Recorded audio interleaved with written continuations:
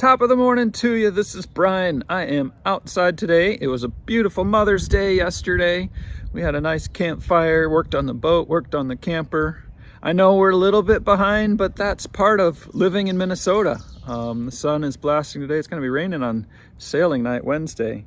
But today is baby step 5. Is that right?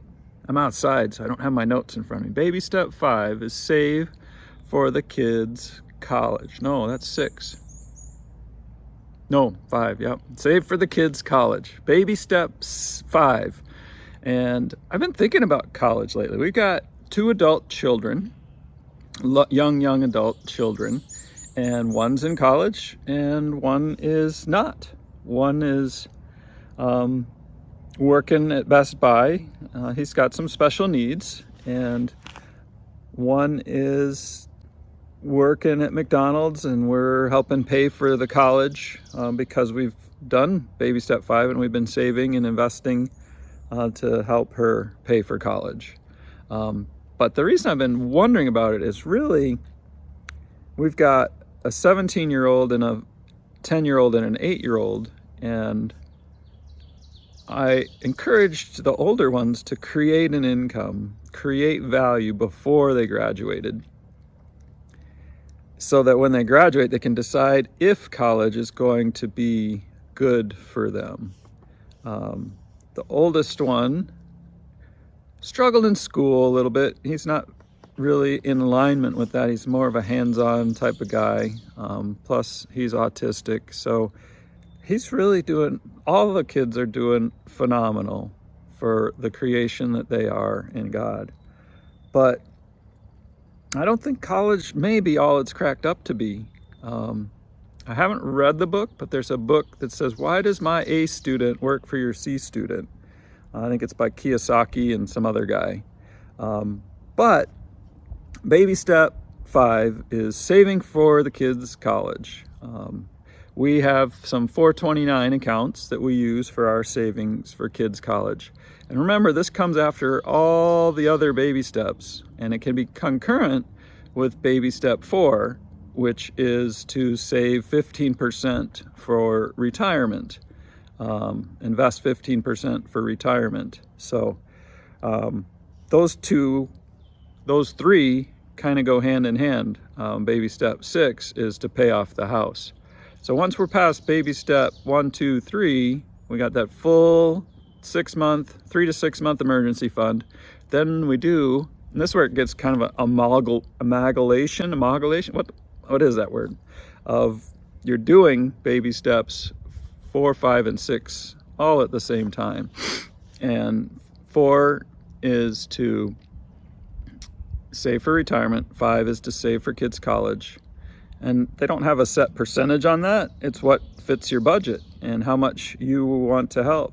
The kids can pay for their college. One of the things that I'm really strongly against is going into debt for college. I did it.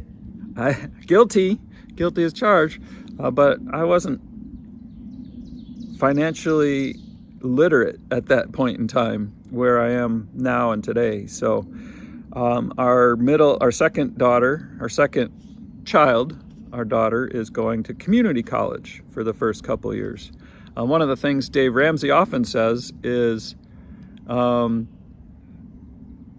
your degree isn't as important as your pedigree or something like that.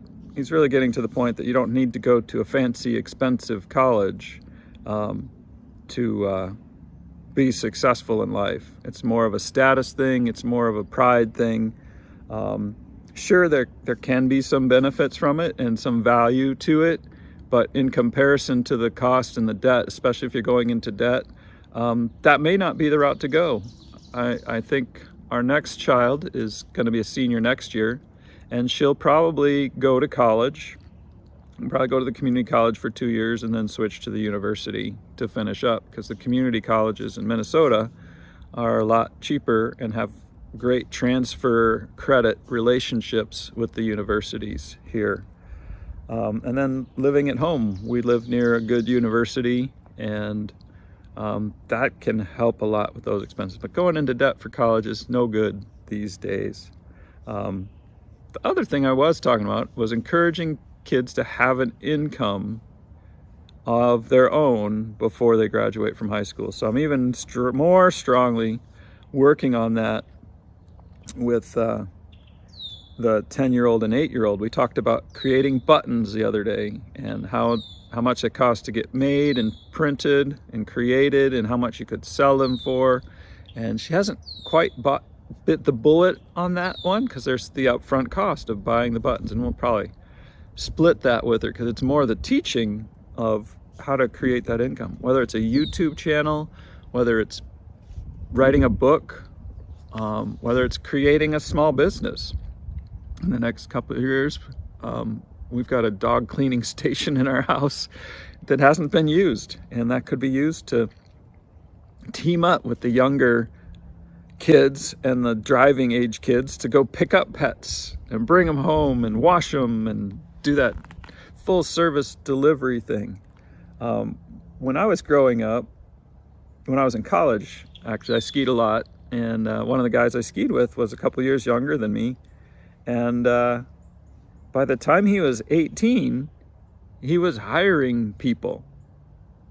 We didn't get to play much in the summer. We played all ski season because his business was down. It was closed because he had a lawn care business. And one of the things that I've been, whoa, wake up, Brian, lately is, do you own a business or do you own a job? And I've kind of done both. I've spent a lot of time owning my job, thinking and pretending I owned a business. And there are parts of that and phases of that, some of my divisions and stuff in my company where I had employees or contractors in place. I owned a business. When Tim, he's the guy who I skied with, when he was growing up in high school and maybe late middle school, he was mowing grass and mowing lawns, and he had an outfit and he owned his job. But before he graduated from high school, he turned that job into a business by hiring other kids to work for him and work under him, and got to a point, I don't know that he ever quit working in the business, but one of the phrases I hear in my mastermind groups is, are you working in the business or on the business? Are you the business, or is the business separate and exclusive from you? So he was able to do that. The kids could do that with our dog cleaning station. It could start here at the house. It could get big enough that, hey, we need to find a facility and build it out. And we would help with the legalese and the ownership and things like that until they're 18, and then hand it to them. Hey, this is a company that you built. So baby step 5, save for your kids' college. We do have 429s. We have protected savings accounts so that all the growth in there is tax-free when we take it out. And when the kids use that for college, we can transfer it to another kid if one of the kids doesn't use it. And it's also flexible enough that you can use it for technical school or technical training. Basically, it's an educational savings account. And that's what I've found is the best way to do that. But save that money up to help, to assist, if it fits your budget. Remember, your budget comes first. And if your budget includes your retirement and you have stuff left over, that's this baby step. So, train your kids to create an income and help them create an income before they graduate. Help them understand the whole system of values. One story I've heard, I'm going off because it just popped into my head. Sailing Zatara is a YouTube channel that we've watched for years. And the family is sailing around the world and just living on a sailboat. And they owned businesses and sold them and did well for themselves. But their kids are in that 18-year-old range. In fact, their 17-year-old just graduated, and he's branched off of his parents and has his own YouTube site. And he went out and he was doing the sailing life, and he did some YouTube stuff, and he's got followers. He's got 70,000 followers or something. It might be bigger now, but he has an income. He just graduated.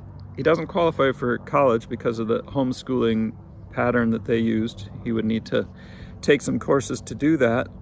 But would you rather qualify for life or qualify for college? He has an income of $30,000 a year. They just got off their boat recently for a season in Montana where they have a small cabin. And he bought an old VW van, and he's shifting his real life focus of his YouTube channel to the van life. And he's just killing it. So there's a family, there's a structure, a Christian family that's taught value and creating value and being valuable to their kids. And that's what I got for today. All of this is really in the aims of building the kingdom, to do kingdom work. I'm working with kingdom family leaders to bless yourself, expand your territory, and serve his kingdom. And this financial awareness, financial peace is a big piece of that. You can do a lot more with God's money when you use God's money his way. My name's Brian. I was gonna not say that anymore. You know I'm Brian. That's why you're here. You're either on my Facebook or my YouTube or my LinkedIn or even my blog. I was just gonna end with, you be blessed.